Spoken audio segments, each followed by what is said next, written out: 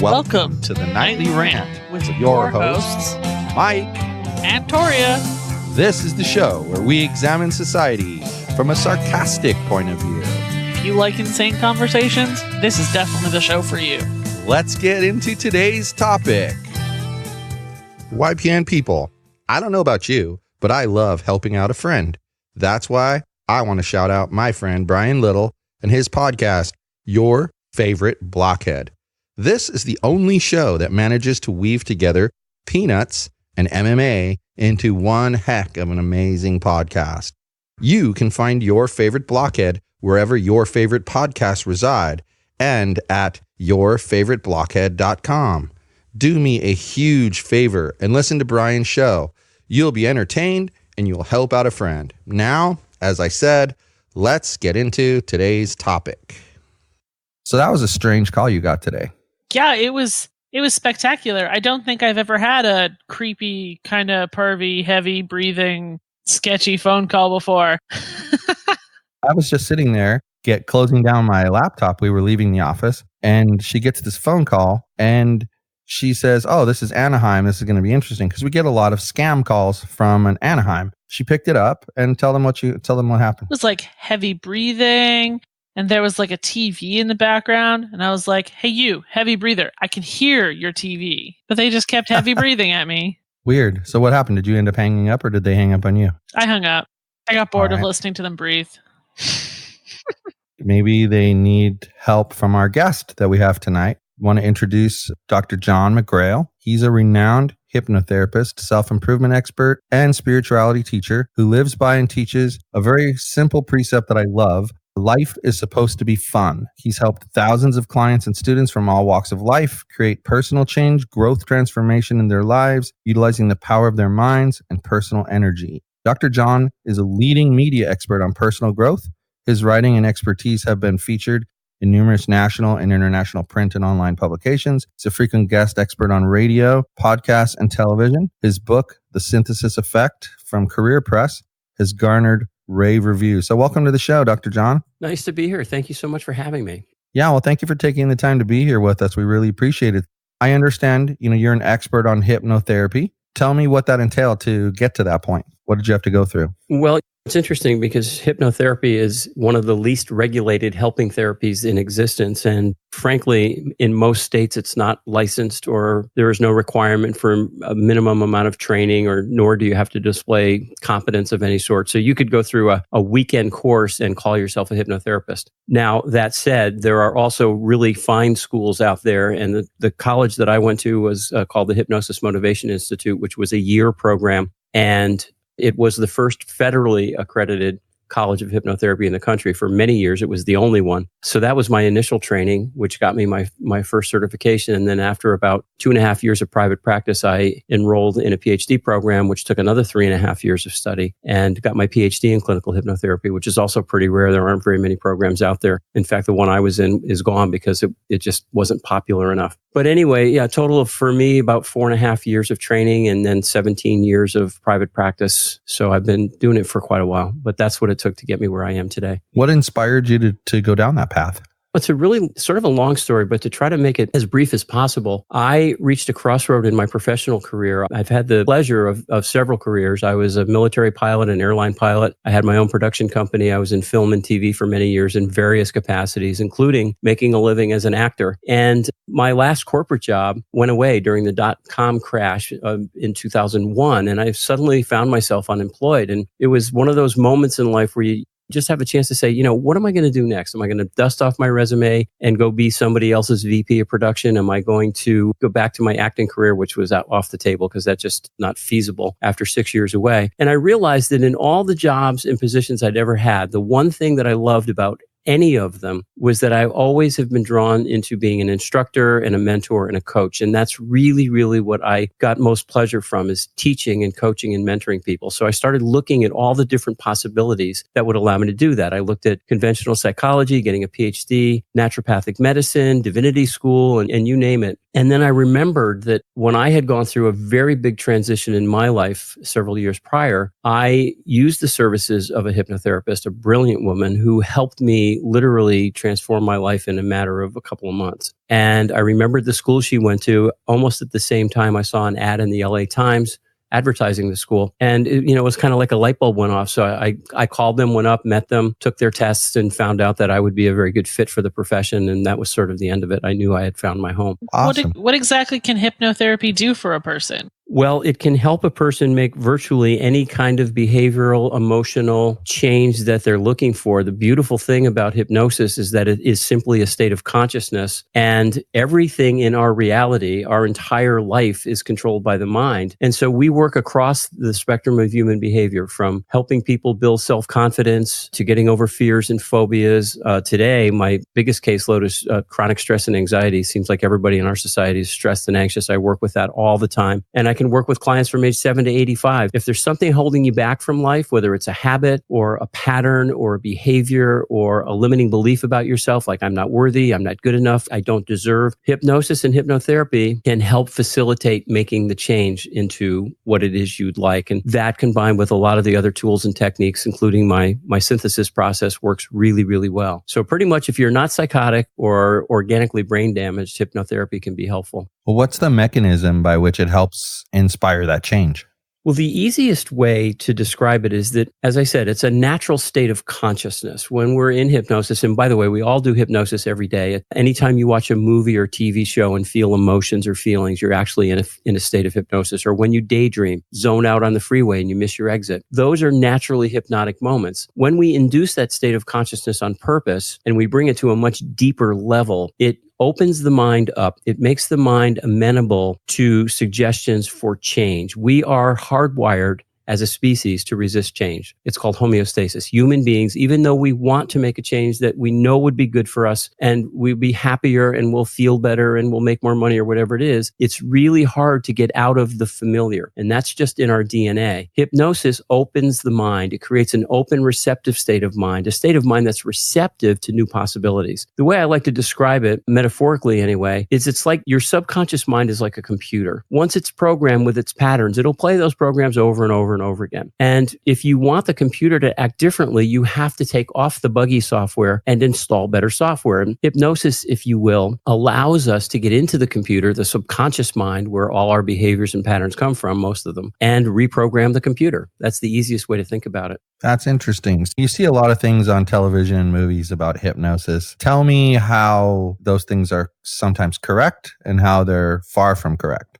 Well, in my experience, the use of hypnosis in series or dramatic shows is almost always hyperbolic and inaccurate. You cannot make anybody do or say or think anything they wouldn't want to. So when you see in a B movie or in a TV show, someone hypnotizes somebody to go out and kill somebody, that's just not going to happen unless that person already had the propensity to kill somebody. You can't make someone go jump off a building unless they would normally jump off a building. It just doesn't work that way. But it does help facilitate changes that we want. As I often tell people, and I do a lot of keynotes and motivational speeches, and the subject of hypnosis and hypnotherapy always comes up because everybody's interested in it and they're curious about it. And I say to people, if I could make people do what I want them to do, this would be a very, very different world. I'd be the most benevolent ruler of the planet that ever lived. It just doesn't work that way. So most of what you see on TV is unfortunately bunk. It plays to the myths of hypnosis that we can take someone's mind over, that we can make them our minions, and that it's simply not true. But is it a very powerful tool? Yes, it is. It's also a state of consciousness, as we all know, that can be used for entertainment because it's simply a state of consciousness. A lot of people see a stage show and they see these people on stage doing all these zany things and they say, oh my God, they certainly must have been taken over because who in their right mind would do that? What they seem to forget is that in a stage show, the first question a stage hypnotist asks is, who wants to come up and play? Raise your hand. And the hands go up. And of those people, he or she knows there will be a certain percentage that have the ability of going into a very deep state of hypnotic trance very quickly. And of course, a trained hypnotist knows how to do that. And those are the people that end up on stage. So one, they want to be in the show. Two, they have the ability of going into a deep state of hypnosis very quickly, and they will happily do those zany things because they want to be in the show. It's as simple as that. That's funny. I think That's you've awesome. I think you've actually disappointed a lot of our listeners who were hoping you would say, that you could control other people do. But you're right. It makes sense. It reminds me of, not to be insulting, but it kind of reminds me of what people think about psychics. The people that really believe in psychics, they think that, they can tell me the lottery numbers. But if you think about it, if they could tell you the lottery numbers, they could just pick the lottery numbers themselves and go do it. Well, if you could control people, you're right. You could be the leader of the entire world, making everybody do exactly what you want and living the way you want them to live. Probably, depending on the person, that's a good or a bad thing, right? Well, some people probably would welcome that leadership or that control. But yeah, the truth of the matter is that you cannot. And this is a state of consciousness that has been in use as a therapeutic tool for over 7,000 years. The ancient Egyptians had sleep temples where they would actually go for healing. There's nothing new to it. There's nothing mysterious about it. It comes and goes in popularity. It is re-entering the mainstream because it's being clinically tested now. And now we have clinical, scientific, hard evidence that it is an effective methodology for creating many behavioral, emotional, even physical changes. I work with cancer patients. I work with people with, those crazy autoimmune diseases like IBS and Crohn's and ulcerative colitis. All those diseases respond poorly to the allopathic medical model, our normal medical model, because they have a stress component and an emotional component to them that medicine, pills just cannot address. But when you use hypnotherapy in addition to those medications, and sometimes instead of, the results are sometimes astounding. I've had people get over IBS in 2 or 3 weeks because we're addressing the cause, not just the symptom. And the cause is always in the mind. And if people just think of hypnosis as a state of consciousness that opens the mind to possibilities, that's pretty much it. How does hypnosis at all relate to meditation? It relates very favorably to meditation. They're very similar feeling states. And I use meditation with almost every single client. In fact, every single client I work with, because the two states, meditation and hypnosis, actually affect different parts of the brain, but they work well together. Hypnosis creates a state of consciousness that addresses the neocortex, which is where most of our instinctive and habitual behaviors come from. Meditation helps us take those acute changes that we've made after we've sort of reprogrammed the subconscious mind, and it helps us maintain those changes systemically. So those two activities are very, very complementary. We use hypnotherapy to create the change, and then we use meditation to maintain it. So they're beautiful, and they feel very similar, even though they affect different parts of the brain. I absolutely knew my mind was going to get blown today, again. Well, that's great. So there's a synergy between the two, which makes sense to me, because when you started talking about stress and using, hypnotherapy to deal with stress, that's pretty much what people suggest meditation for. Start out in kind of a quiet your mind down type of thing. But are there people who are just naturally not able to benefit from hypnotherapy? Yes, there is a very, very small percentage of the population at large that either will not allow themselves to experience that state of consciousness, or for whatever reason cannot, even though they may want to. But I can tell you, over the 17 years that I've been in private practice, and I've worked with thousands of people, in all of my clients, I've only had one person that literally would not allow himself to go into the state. Every time he started shifting, he would get scared and bring himself back out. Now, I also have to say that was early in my practice. And if I had that guy in today, I think I could probably help him get in, because I'm much better than I was 13 years ago. And of course, the people that come to see a hypnotherapist, the people that come to see me, want to experience hypnosis because they want to change whatever it is in their lives. So they're much more amenable, even if they're cynical, they're amenable to letting their minds make that shift. I have to say this again. Every normal human brain experiences moments of hypnosis every single day. When we watch a good movie, when we daydream, when we fall asleep at night, we're awake, we're aware, we close our eyes, and then we go through this transition into unconscious sleep. Right before actual sleep is what we would call or associate with a deep hypnotic state. You're not quite asleep and you're not fully awake. You're sort of in between, and then you fall asleep. And hypnotherapy will take you to that level, but we don't let you fall asleep. And that's when the mind really opens to new possibilities. And so I take it the skill there is bringing people to that edge of that where they're about to fall asleep, but keeping them from going that far. Yes, that's part of the skill. And as I often say, there is an art and a science to this. I can teach anybody the science. The art comes from a lot of things. things. It comes from experience. It comes from training. It also comes from intuition and just sort of an intuitive sense, if you will, of what to do and when to do it. And when you have someone that knows the science cold and has developed the art, that's when it becomes a very, very powerful modality for changing your life. Is it true that people can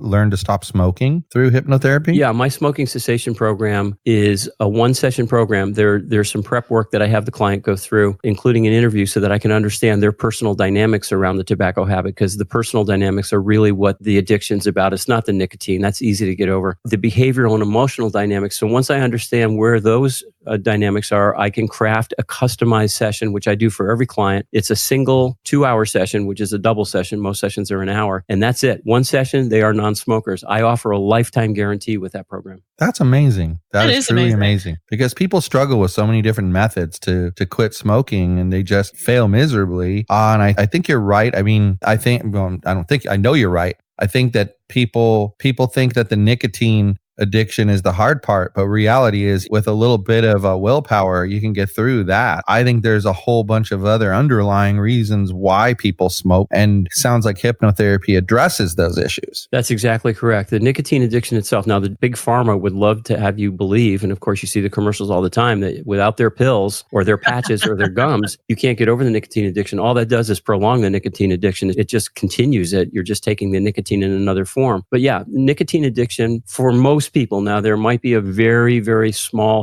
percentage of people that are so sensitive to it that they would really have a hard time with withdrawal. But for most people, within 72 to 96 hours, the drug is out of your system, which means that any cravings you have after that are emotionally based. And think about why we smoke. We smoke when we're stressed. We smoke when we're happy. We smoke when we're sad. We smoke when we want to relax. We smoke when we need a break. So it weaves its way into the very fabric of our behavior every day. Those are the dynamics that you have to address. If you address those dynamics and you know how to do it, then it can become virtually painless. Now, that doesn't mean there won't be some cravings, but I give all my clients the tools and techniques they use to destroy any cravings. And we put it both in the conscious and, of course, the much more powerful subconscious mind. And the key to it, and actually the key to anything we do with hypnotherapy, is that the client really has to want to make the change, whatever it is, whether it's quit smoking or lose weight or get over a fear or a phobia or build self-esteem or self-confidence or perform better. I work with a lot of athletes and actors and writers to help them get to a higher level of performance. Regardless of what it is, the number one requirement is they have to want it and they have to be willing to commit to the work. That's one thing that is a big misconception about hypnotherapy. People think it's magic. Come in, tap me on the head, put me in a trance, and boom, I'm a different person. That's not the case at all. There's work involved. All my clients get homework. It's not hard. It doesn't take a lot of time, but if you don't reinforce the new dynamics, they can't stick. The human mind needs repetition and reinforcement in order to create a new pattern. That's crazy. What's some of the more difficult situations that you've had to deal with? Well, people with severe phobias can be difficult or can be really easy. You never really know, because it's so severe, it really cripples them from living their lives the way they want to. And I've certainly had some challenges with chronically anxious people, although for the most part, I've become an expert on treating anxiety now just because I've seen so much of it in the last 5 years. It's 90% of my caseload today, which was not the case 5 or 10 years ago, are people that are chronically anxious. So those can be challenging. And the ones that really think that they're going to be magically transformed, and when it doesn't happen instantly, they're disappointed, and then they either don't want to do the work, which means a few more sessions, or for whatever reason, they give up on themselves. Those are the toughest cases. But truthfully, after this much time and the number of people I've seen, there really aren't too many that are that difficult if I have a client that's committed. And I try to pre-screen all my new clients to make sure that they understand what they're getting themselves into and they really want to do the work. And when that happens, it seems magical because it can happen so quickly. Most of my clients are with me from 2 to 5 sessions. And they're done. They've completely changed whatever it was in their life that was bothering them, and now they're out there thriving. It is amazing to see what the mind can do when it's given the proper guidance. I want to make a point about the power of the mind in a broader sense. I'm going to get to that. But in order to do that, I want to give a comparison. Victoria and I have a doctor that we go to who is he's younger, and he's very willing to try new therapies. He's one of these doctors who he'll say to you, here's what I would normally give you, but I have this other thing over here, and here's the advantages to using this other thing over the normal thing that I'd give you. And as an example, I'll give you, I had a problem with headaches in the back of my neck. And he said, I can give you this stuff that has lidocaine in it, and you can put that on there because I think it's nerve related. Or I can give you this CBD roll on. Now, of course, medical doctor and CBD kind of don't go together because the government hasn't really said that it works or doesn't work. I can tell you it does work. Why is it that things like law of attraction is very much about, using the energy in your mind to achieve different things? Obviously, with hypnosis, you're using the power of the mind as well to heal people and I use the word heal very liberally. I mean, even someone who's smoking, I think that's healing them. Why is it that it's not more prevalent and widespread in society that people just routine? Because I have a feeling if I were to say to someone, hey, I'm going to my hypnotherapy appointment, they'd probably look at me like I was crazy. So why is that? Well, there are a lot of reasons, but first, what you touched on is really important. First of all, we are nothing more than energy machines. That's what the entire universe is made of energy. It's all the same stuff. It takes different forms. Human beings are energy processors, as are all living creatures. And all our energy gets processed through our mind. We create our own reality. The law of attraction is a universal law. So all of that stuff you mentioned is absolutely very important. Nothing happens in your body or in your psyche that doesn't get processed by your mind, number one. Now, why is it considered such an alternative form of healing? By the way, I don't heal them. They heal themselves. I just guide them through the process. It's important to mention that. Makes sense. But I think a lot of it has to do, and this is a big part of my book, The Synthesis Effect, because I actually researched this. I think when we separated science from spirituality back in the Great Enlightenment, people said, okay, you know what? We're going to start looking at hard science. It's not God that controls everything. So they separated religion from science. They forgot that religion and spirituality are different. And so we began to separate ourselves from the concept of the fact that we are spiritual beings in a physical body, which is what the primitive peoples of the world, the indigenous peoples, are all about. So we forgot the fact that we are energy processors, and we got very empirical in our thinking. Along the way, we began to discover these drugs, and the allopathic medical model was formed. And of course, over the last several hundred years, last 200 years especially, we've gotten to the place where if you have a pain, you take a pill. And the truth of the matter is, the pharmaceutical companies that are making billions and billions and billions of dollars don't want the medical model to change. But we now have clinical evidence that when you combine the mind and body in a healing program and treat not just the symptoms with medication, but the causes, which is always in the mind, we heal faster, we heal more quickly, we heal more thoroughly, and you have a healthier human being. I just think it's Western culture. We have evolved into a culture that wants instant gratification, and we want the solutions now. So if I can take a pill and feel better, good, I'm going to do that. But am I addressing the cause? That's my belief, is that it's just it's a cultural phenomenon. And because of that, and because hypnosis has come in and out of popularity, and listen, we've been doing it since we became human beings, and there are some animals that go into trance-like states, so there's nothing mysterious about it. But if you can't prove it, and now of course we are, in the old days they couldn't prove that it worked. If I can't prove it, if you can't show me, I'm not going to believe it. I'll believe it when I see it. If you look at the indigenous peoples of the world, they think exactly the opposite way. They believe in order to see. And what we're finding, ironically, through hard science, is that that's the way manifestation occurs. Whether you're manifesting health or you're manifesting illness, it doesn't matter. What you think is what you create. And there we bring back the law of attraction. But now we have the science behind it. That's kind of a long-winded answer to a simple question, but it's really complex. But it's very interesting because I'll go back to the CBD example. My two teenagers, they run cross country, and they always complain when right around this time of the year, they're starting their training for cross country. And both of them always complain about, my ankles hurt, my thighs hurt, my calf muscles hurt. And interestingly, my daughter is a big, naysayer about most natural things. She seems to think that the only thing that will actually work is chemical medicine, right? And my son, though, has a very open mind. He'll try anything that if you tell him, if he respects you and you tell him it's going to work, he's going to give it a try. And we tried it with both of them. And my daughter insists that the CBD does not make her feel any better. But my son, within an hour, will say, oh my gosh, look, and you can physically see the difference in how he's walking, etc. So it tells me what you say to yourself in your brain is going to affect how well these natural remedies work in reality, which ultimately backs up exactly what you say. Everything is coming from your mind and your ability to overcome the stiffness, soreness, etc. It's all about your mind. And I'm sure the CBD, it has its positive effects just naturally, but I think she convinces herself that it didn't work because she's expecting that instant gratification that you get You have a headache, you take a Tylenol, and within like 15 minutes, you're starting to feel better. She's looking for that, and she's not getting that. And it was when you were talking about that, I made that connection. It's sort of interesting to me. Oh, I find it absolutely fascinating. The clinical studies that have been done on what's called the placebo effect are just amazing. You can give people a medication and you can give the other control group sugar pills, and the people that took the sugar pills get just as better as the people who took the medication because they believe and expect that they're going to get better. In fact, there are studies that show, well, not studies, but it has been documented that big pharma, and listen, I have nothing against drugs. I take medication when it's appropriate, but big pharma actually lobbied the US government to obviate the need for clinical trials because they were finding that the control groups, the people that got the sugar pills, were getting just as better and healing, and they had just as high a percentage of efficacy as the people who got the drug. And so it's all about expectation.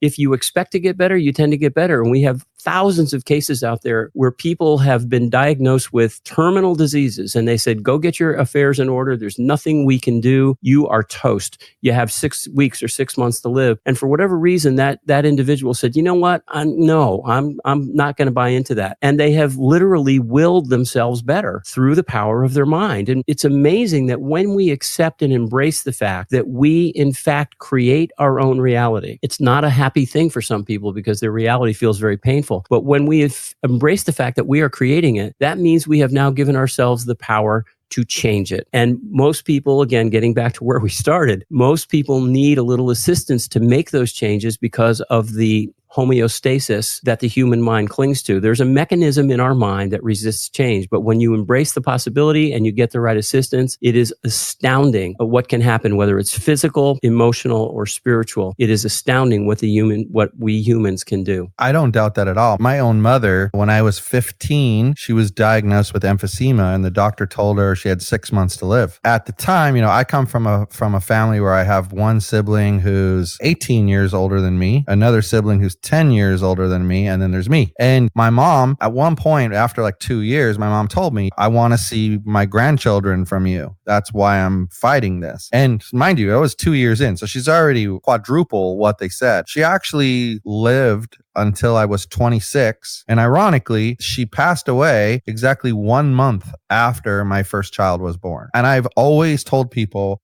that the reason she lived for the 12 more years or the 11 more years was that very reason. She wanted to meet that grandchild, and she did. There was no longer any real, motivation for her to hang on any longer. It's amazing what the brain can do when you put your mind to it. I just saw something that a friend wrote, and he said, the terrible situation that you guys are in right now, I'm going to tell you, you put yourself there. You put yourself there, you can also take yourself out. And I agree with that. I think people, they talk themselves into these bad situations, and they don't realize that if they could talk themselves into it, they can talk themselves out of it as well.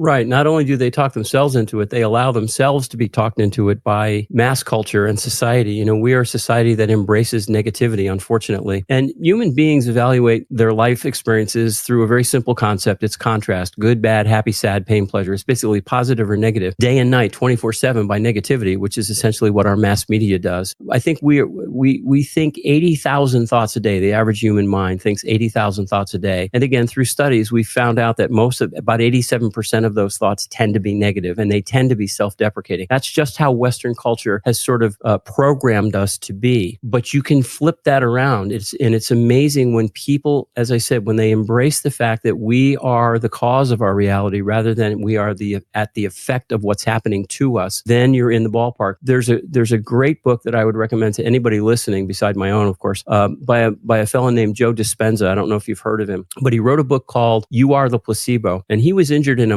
motorcycle accident when he was a young man, and he broke his spine in nine different places. And they said, you're never going to walk again, you're toast. And there was nothing they could do surgically or whatever. And so he spent several months lying on his stomach, and he's one of those people that said, you know what, I'm not going to accept this. And he literally did these meditations every single day, nonstop, and his back healed completely. That changed his life, as you might imagine. And he spent the rest of his life sort of exploring this mind-body connection and the power of the mind. So for anybody that wants the documentation, I would recommend that book. It's called You Are the Placebo by Joe Dispenza. And of course, my book, which I'll get to talk about a little bit later, I think is in a very similar vein. It's different, but it's just amazing what we have proven clinically now about the power of the mind. And that book is mind blowing. It really is. That is amazing. I'll make sure to add those things to the show notes when this episode airs. Probably going to want to wrap up here. So why don't you tell us about your book and then let the listeners know where and how to find you? Sure. Well, first of all, thank you again for having me. It's been a delight, and we just scratched the surface. But my book is called The Synthesis Effect, Your Direct Path to Personal Power and Transformation. It is the product of 35 years of studying a variety of disciplines, philosophies, and sciences, plus my 17 years in practice as a hypnotherapist. And I've developed some models and techniques that can help pretty much anybody go through the process of changing their life. And that's what the book was written for. It's in a very casual, friendly style. It's like having a session with me, and I introduce the process as you actually start using the process. And along the way, there's a lot of humor, and I share stories of clients that have gone through what the readers are going through. Everyday people just like you and me that have transformed their lives completely. As far as reaching me, I'm reachable through my websites. I have two. One is easy, drjohnmcgrail.com, my name, Dr. John McGrail, DR. And then if you're more interested in the hypnotherapy side of things, hypnotherapylosangeles.com, all one word spelled out. My phone numbers are on both sites. You can reach me by phone. You can reach me by email. And if anybody reaches out and they have questions, I always offer free consultations. There's never any obligation. And if you're interested in changing your life, if I can't help you, and I have clients literally all over the world because of technology like this, if I can't help you, I can certainly get you steered in the right direction. And I'm happy to do that. And there's never any obligation to work with me. I also have a series of products for do-it-yourselfers for sale on my websites for quitting smoking and losing weight, sleeping better, which is a big problem, and just general well-being. But I'm easily reachable, and I always supply a personal response. If someone reaches out to me, you won't hear from my people. You will hear from me directly. That's awesome. Well, we really appreciate you being here, and I would love to have you back on again another time. We can continue to discuss hypnotherapy because, like Victoria said, it's interesting to me that the last two guests that we've had in a row, one was talking about the law of attraction, and then you're talking about hypnotherapy. There's similarities between the two, but it's stuff that people, they don't know anything about. I find it's kind of disconcerting because, like I said, I feel like something that can help you without the need for drugs, I think it's essential. Like someone like me, I have blood pressure issues, but worse than that, my liver doesn't tolerate long-term medication. It's so much better to be able to use some sort of natural approach to dealing with the problems. But even better than that, I feel like medicines just cover up the issues, whereas what you're talking about doing is helping somebody actually heal themselves and keep it away at bay. Absolutely. And I would love to come back because as I said, we just scratched the surface. This is all related, and it's been a great time. I really, really appreciate your having me. So anytime you want me back, you let me know and we'll do it. We'll dive in further. Great. Yeah, I will definitely reach out to you for that. And I strongly suggest listeners head over to Amazon and find his book. I already looked it up myself. The Synthesis Effect, Your Direct Path to Personal Power and Transformation. It's available in Kindle and paperback. So I strongly recommend you do that because we like to support the people who support us and come on our show. Please, listeners, help him out with that. And I think you'll definitely benefit because, as I said, we're in a culture where you got a headache, pop a pill. You got this, pop another pill. It has something else hurts, pop another pill. And it just gets out of hand after a while. And I think we'd probably live longer if we took less medication. Like you said, I'm not opposed to it. I think there are times when it's a must, but I think we're at a point in our, especially in Western culture, where we're just constantly popping pill for everything. I mean, my gosh, you go down the aisle at Walmart and you see 100 different types of ibuprofen with extra little things added to it because it's supposed to help your back and it's supposed to help this and it's supposed to help something else. They've really fooled us into thinking that that's the way to go rather than, see someone like you. And I actually think I'm going to say this. I may actually reach out to you because, as Victoria will tell you, I have the worst time sleeping through the night. And when I say sleeping through the night, I don't mean waking up at 2 and then going back to sleep. I mean going to bed at 10, waking up at midnight, 12:15, 12:45, 1 o'clock, etc., all the way through the night. I'd love to talk to you about that and see how you can help with that because it drives me nuts when I can't get a good night's sleep. I can well understand that, and sleep is incredibly important. It's just important to say before we close that it's not either or. Very often it's a combination of both modalities. What we have to do is establish balance in our medical model. Treat the mind, treat the body, treat the symptoms and the cause. And when you do that, it's much easier to heal and you get a much happier, healthier human being. So I'd love to come back and we can certainly discuss that anytime you want. Awesome. Well, now that you've successfully blown my mind for the second guest episode in a row, good night, everyone. Hasta la bye-bye. Thank you for listening to the Nightly Rant. If you enjoyed the show, please give us a 5-star rating on Apple Podcasts or Google Play. If you didn't enjoy the show, please just ignore that previous request for a rating. This has been a Yogi's Podcast Network production.